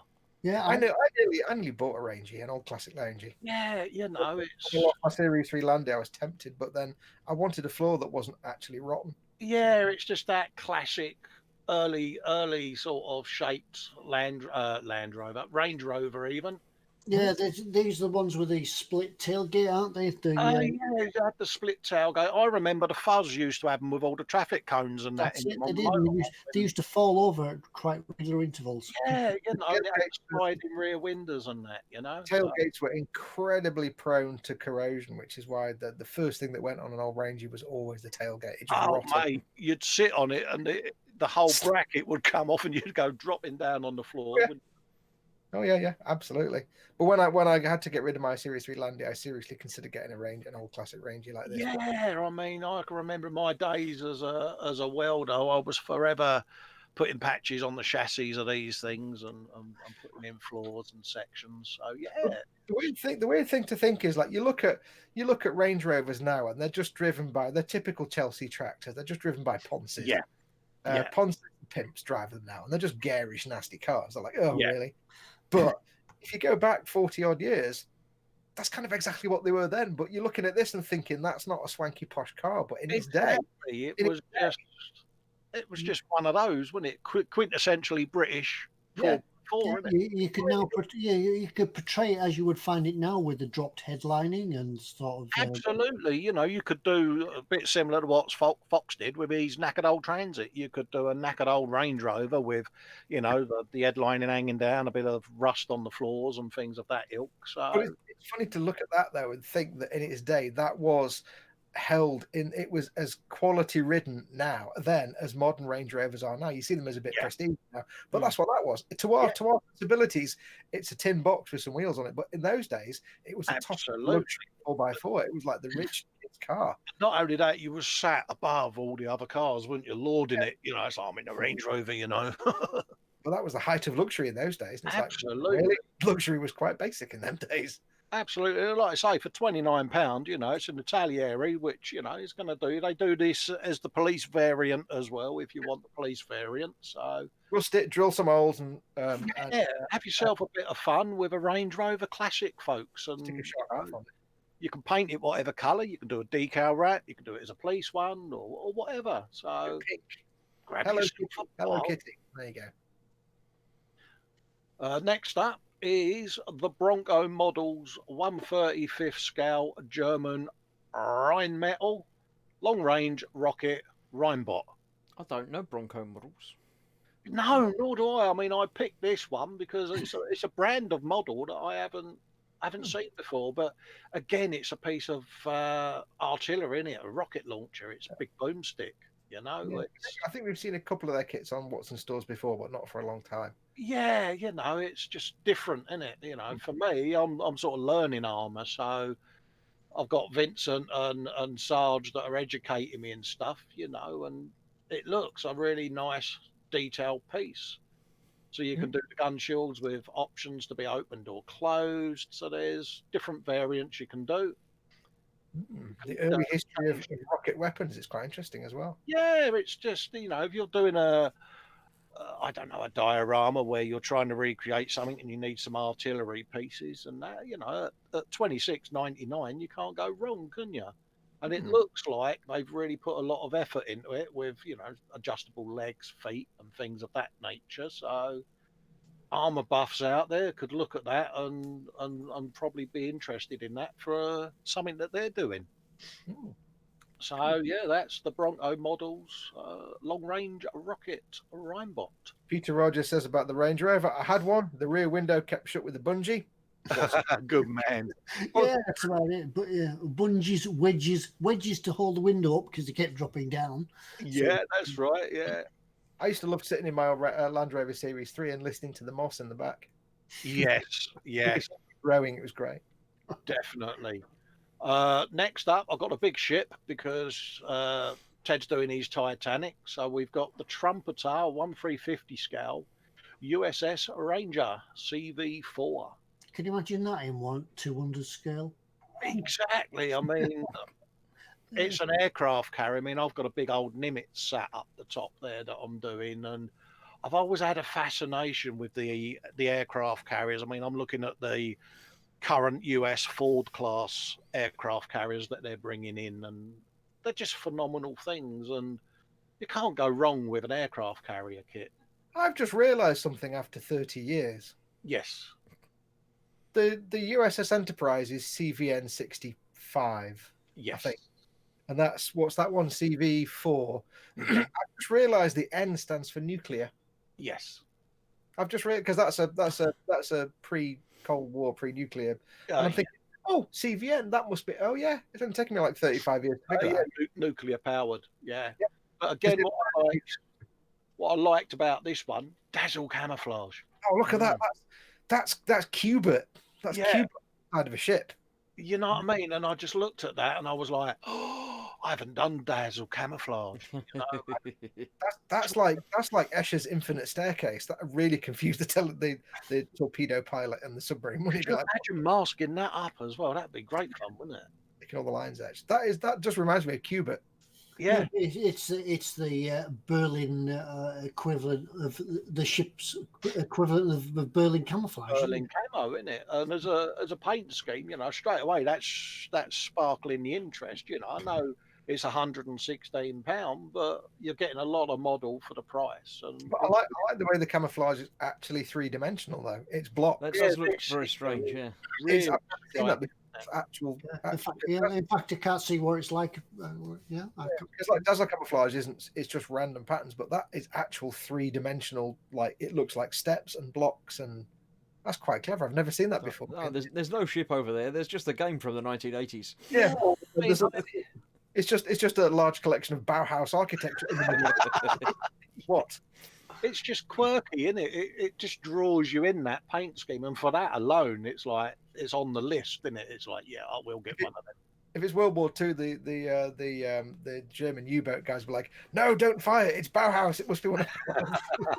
It's one of ours. The other guy's going, "I don't know. It's more vorticist than Bauhaus, but yeah, it's probably one of ours." Yeah, but if anyone's up for doing a large-scale aircraft carrier and fancies grabbing one of these and doing the paint job, I certainly would look forward to seeing it, wouldn't you? I mean, Foswick says that's a big model, about 2 feet long. Yeah. I don't know if there's dimensions down there. Let's have a little looky-loo. Total 26 sprues, whole decks and stand. Photo etch. The model's length 669 millimeters, 95 millimeter beam.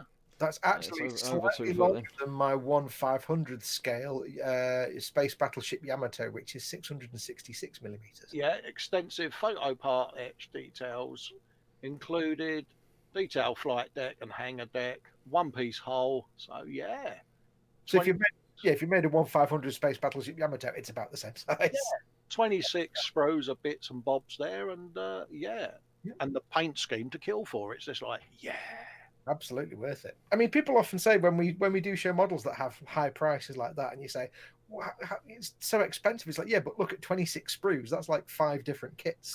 Yeah, that's how I tend to do it. I tend to average it out. You know, you say, for instance, you've bought a £30 kit and it's got like 5 sprues in there. Straight away, I look at that and go, 20 odd sprues. That's a lot of plastic for the money, isn't it? Yeah. Next up, we got the Meng Models 1/35 scale Russian Smirch long range rocket launcher. Smirch. That sounds like a comedy bad guy organization. Yeah, I mean, for me, this is Meng. It's Russian and it's big booms, isn't it? You know what I mean? It looks meaty as all get in, doesn't it? It is. It's that typical Russian, aggressive sort of agricultural looking thing, isn't it? And it's like, I love the way the cab unit just makes no visual sense whatsoever at all. exactly. I can't tell what's where doing. I can tell the grill. Like, we need somewhere for him to sit, so he's got a box just big enough to sit in, and it's like, yeah, don't worry about the rest. Don't need that. Keep the weight down. We need big bombs on the back. But yeah, we like big bombs. I mean, cannot lie. Osric says, "I built that Smirch. Best kit I've ever built. Buy it." Is that really? Oh, there you go. Then you've got a recommendation from Osric there. I mean, it just, well, yeah, it's just a big Russian boom, isn't it?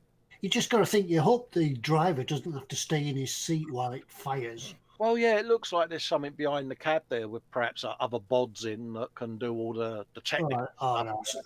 I wouldn't be having that. I'd be off. Yeah, point in the direction they've got to go in, and they bang on his window and go left a bit, right a bit, Bernie the Bolt, innit? So, yeah, that's the 1/35 scale Russian Smirch long-range rocket launcher. And then last but no means least, we have a Tamiya 1/35 scale Challenger 2 Iraq tank. It is loading on this, folks. There you go. And again, it's a British main battle tank. MBT, massive big tank. Massive big tank. I like the way they put in brackets, desertized. Is that a word? That means it goes with the trifles and stuff. Yeah, I mean, it's a Tamiya tank. What more can you say? You know, again, if folks are new to armour, grab a Tamiya tank and build away, and you can have some great fun with these. You know, it's Tamiya tanks and armour are not necessarily the latest modern kits, but some of the older stock. If you're just starting out in model making and you're just learning your way around, Tamiya makes some of the best armour because it's so simple. Absolutely. A lot of their kits are like 30, 40 years old, but they still stand up today. They don't quite have all the photo etch and part counts, but they're beautiful models and they're a doddle to build. If you're just getting started and you just want to, do I want to make armor? Can I do it? Is it something I want to do and that I can do very well? They're a good place to start. And then once you've got the hang of it, then you can move to your dragons and your trumpets. Absolutely. You know, you can up your skill base. You know, they're brilliant tanks to get started on. And like I say, you know, if you're limited for space in your man cave or wherever you're displaying stuff, then they're a small footprint, aren't they? You know, you can get a lot on a shelf. So this is the one I built. Not actually this one, but this has been reboxed a couple of times. This Challenger tank. This was the first build I did for eModels. Oh, was it really? Yeah. Oh, wow. So go back to the picture of the crew there, Colin. Yeah, no worries. Was that an interesting TED factoid? That wasn't it? Yeah, I built it in the European theatre colours. Yes. Because I did give you the option of the bolt-on armour for the desert option, but I built it in I mean, is it me or do them figures look like the Mitchell brothers? I was about to say, I've said this before, and it's a perfect example. When I was a little kid, I used to get the Tamiya catalogue, and I would look through it, and I'd look at some of the models that are in there, and I'd look at them going, I will never be able to build and paint a model that looks anything like that. These are just works of the gods. Yeah. Now we're older, they're really not good paint jobs, are they? Hey, mate, it's better than the Revell SWAT guy, isn't it? It's amazing how once you've gained skills and you've been doing it for a little while and you've started to get good at your own painting, the thing when you were younger you thought were the best things ever, that the paint jobs by some professional artists, you look at them and think, I'm better than that now. Yeah. A lot of it is because things were different 30 years ago. But yeah, it's like looking at these, I'm thinking, wow, 30 years ago, I would have looked at that and thought I'd never paint that realistically. Now I'm thinking, my God, that's half a paint job. Absolutely. always tickles me that when they don't get the best possible artists to do their paint jobs. So I'll do a quick recap for you all. First one up was the Trumpeter 1975 T62 rangefinder. Next up was Bronco Models 135th or 124th scale, sorry, Range Rover Classic. That was the Italieri. Afghan Hound not included. Yeah. It was an Afghan Hound when it was a Range Rover Classic.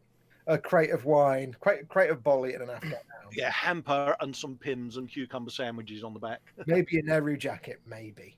Item number 3 was the Bronco Models 135th scale German long-range rocket.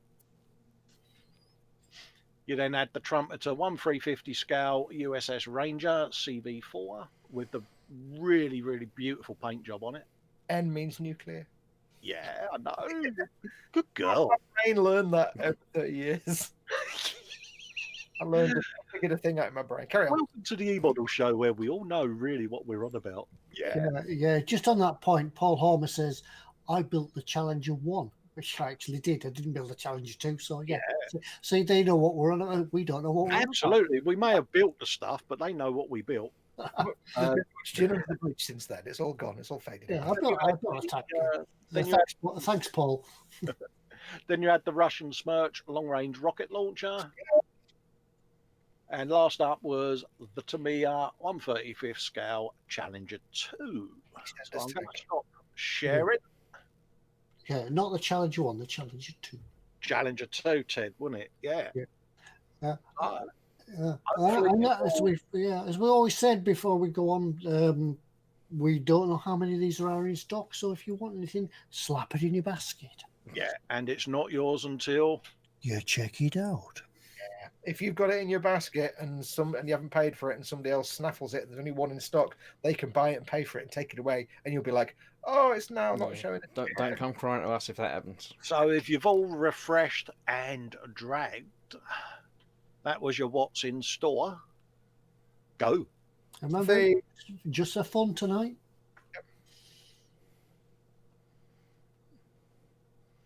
I mean, there was one answer there, but that person answered before we said go. Absolutely. Well, all we can do is laugh and point at those people.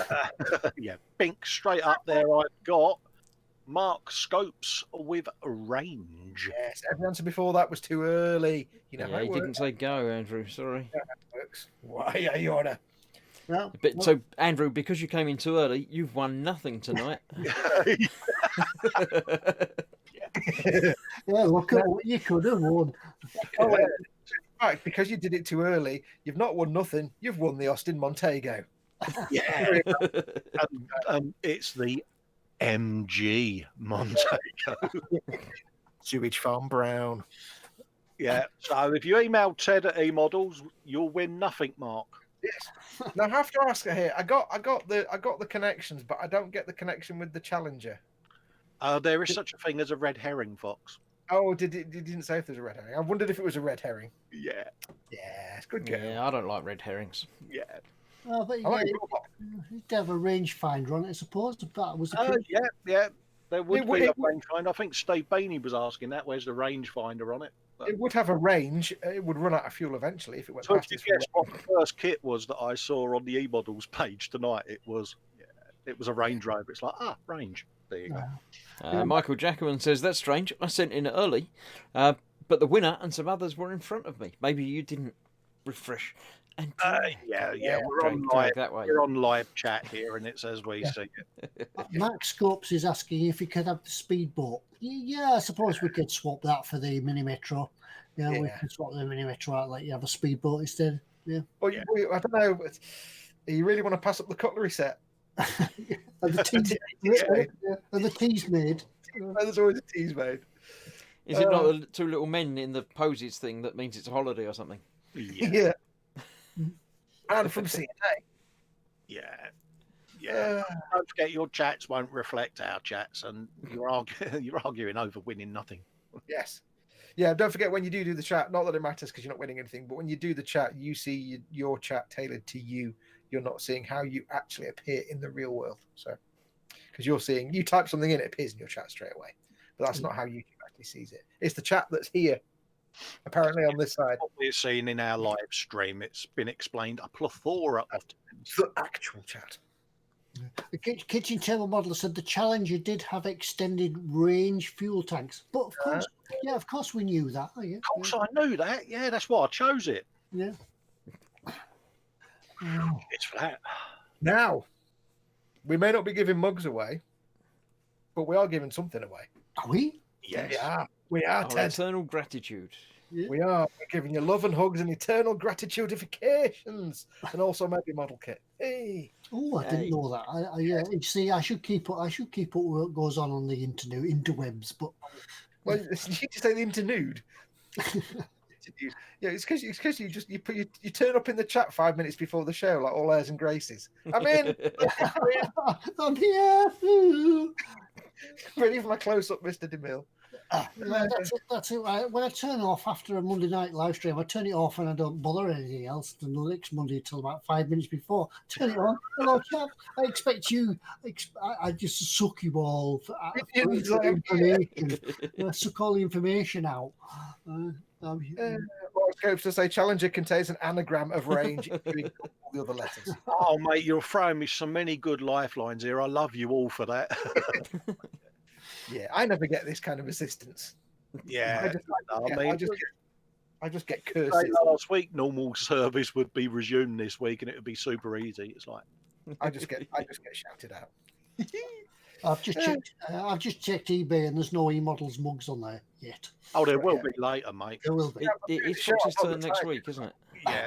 Just look for the words "unique and limited edition" in the brackets.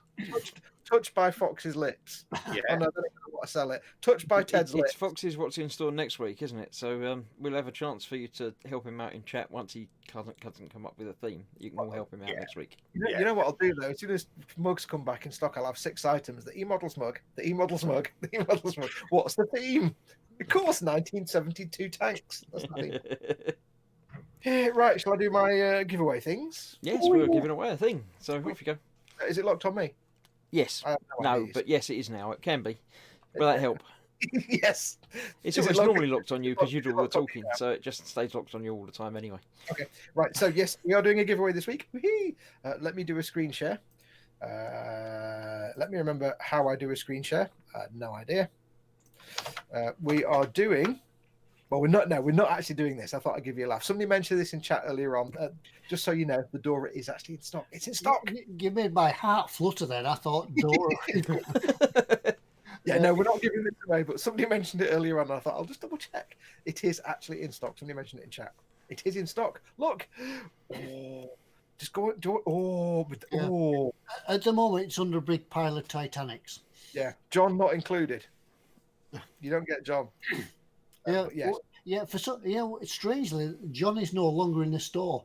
We're wondering whether he's actually retired or did he disappear in a package. I think he got shipped out with a Dora by mistake and they don't know where he went. Yeah, he stood there too long and they shipped him out with a stamp on his head.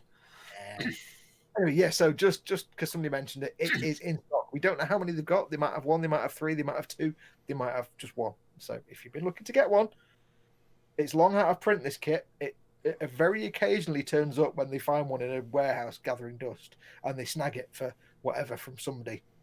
They very occasionally turn up in warehouses, but they're long out of print for years. They've not been in print. So if you've been looking for one of these, this might be the last time you see it. I think it's a shoddy man that comes round in a Ford Humber with a long trench coat and a trilby. He just sort of opens his jacket and says, "You want to buy one of these Doras?" Do you want it? Well, what he does is he sells you the Ford Humber and says, "Yeah, just take the roof off, and that's the base of the model." He just sells you the Ford Humber and stick a drain pipe on it. There you go. Anyway, that's not the giveaway tonight.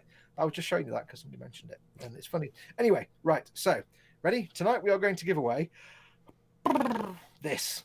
We're giving away the Mini Art 135th M3 Lee late production. Lee. Yeah, that's nice tank. That's a sort of tank that you drew at school when you were a kid that had lots of guns on it. You know what? I just think in Warhammer because it's got a gun on a gun with another gun at the front. It's got like all the guns in the world.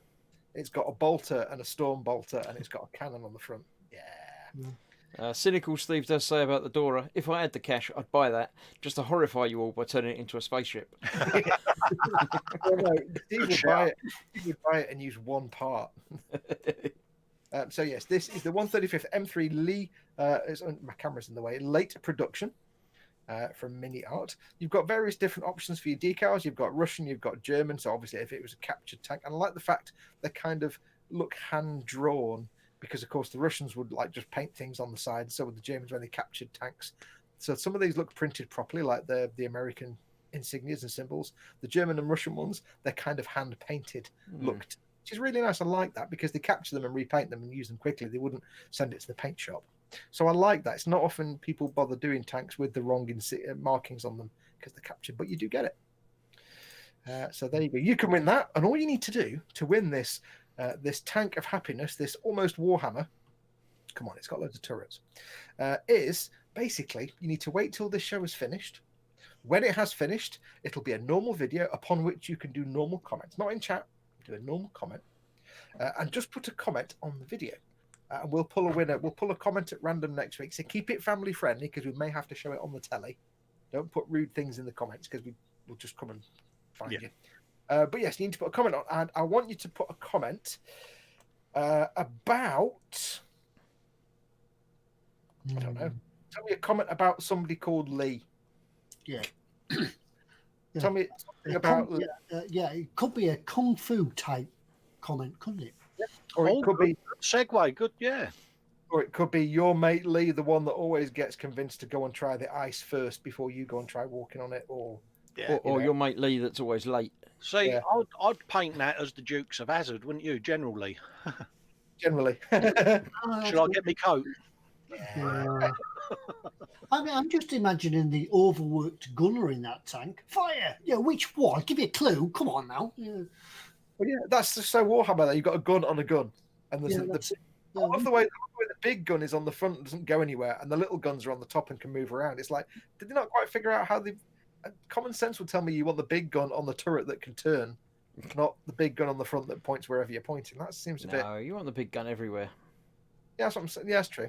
You buy 3 of them and just put the big gun on all 3 of those turrets. And if you win it, you can always do it in orange digital camo along with Chris's build. Nobody would be crazy enough to do that. So it's a highly detailed model, workable T41 tracks included, or hatches can be posed open and closed, photo etch parts, clear parts, decal sheet for 8 clear parts, decal sheet for 8 variants. Yeah, it looks pretty nice. I like the weighted tracks they put on there as well. So yeah, simply put, when this has become a normal episode at the end of tonight's show, just put a comment on there and just put an amusing comment about your mate Lee or somebody Lee or something to do with Lee. And I think I'm no longer sharing, is that right? Yeah. You are no longer sharing, that's correct. It's no longer locked on you either. Yay. Stephen Hill Harris comes up with a good one there. Jamie Lee Curtis. Oh. Yeah. But don't put it in chat if you actually want to win. Remember to put it as a comment on the video. Yeah. Yeah, we're just thinking about Jamie Lee Curtis. Exactly, yeah. It's like that's just coming time for the end of the show where we could all go off and think about Jamie. Yeah, because she was a very talented actress. Yeah, of course. Yeah. She you're not allowed to call them actresses anymore. They're still actors. I don't do political correctness, do I? Wasn't it Jamie Lee Curtis who was actually that sat in the House of Lords? I don't know. Michael was saying his wife is Lee. Yeah, that'll do. Jerry Lee Lewis. Yes. Joe the Mind Dancer, Getty Lee. I think that could be the theme of the comment, can't it? Give us a name. Give us a famous person with the name Lee. Wait, have you just completely changed my comment requirements here? Yep. Yeah, we didn't like yours, so we're going for a completely different one. But also, you don't have to put it in the chat here now. That doesn't count. The chat that's there, we're not going to look at that. It's going to be when this video's finished. When it's a comment, leave a comment below. Because if your only comment is in this chat, you ain't going to win it. No, because we don't look at this. Anyway, it's getting on for that time, and we've actually gone into overtime again. Get it on for that time of 38 minutes past 10. Do we get paid I've extra? been sitting there going, they're trying to get double time out of me, aren't they? Yeah, that's 2 weeks now. I think we should take it off as time in lieu. So next week we'll start half an hour later. Yeah. Well, I think we've got a whole mess of bank holidays that we. Oh no, we don't do bank holidays. Shut up. yeah, when's the next bank holiday? Well, we could have a Monday off. Yeah. Well, anyway, time's getting on. I think it's time to draw the curtains and call it a night on the eModels live stream chat. Yeah. Yes. But thank you very much, everybody, for joining in tonight. It's been quite a good night, really, tonight, with a lot of chat and banter, and we've actually answered some real modelling questions. Oh, why did that happen? It didn't feel right. Yeah, that's happened twice on the road. Yeah, I think we need a week off next week. So belly and bench is for an hour and a half next week. We have at least 3 questions tonight, so that's not right. That's we really need to have a conversation. I think we need a team brief about this, Ted, in your office. The question has come up, by the way, Ted. Have you got like bottles of Night Nurse and stuff behind you there? These, they're actually, it's flavoured gin, but never mind. Yeah, he's like, oh, we'll find something to drink. He's like Father Jack Hackett, isn't he? Anyway, we'll go and have a toolbox chat. Tool time. Toolbox talk, and we'll see you all next week. Well, thanks for joining in. Tool time. Tool time. Next week we'll be showing you our toolboxes and tool belts. Yeah, I'm glad you cleaned that up, because I was just about to say, when Foxx and Chris had talked about Warhammer, we can flop our tools on the bench, but that would have been a bit wrong, wouldn't it? Oh, Yeah, we won't go there. yeah. Exactly. But yeah, gadgets. Next week we may be showing you our spanners. Absolutely. Please. Until then, we'll leave it all, and we'll see you all next week. Thanks for watching. Thanks for joining in. Chris, press the button. I shall press the button. All. Bye. Good night, all. Thanks for tuning in. Well.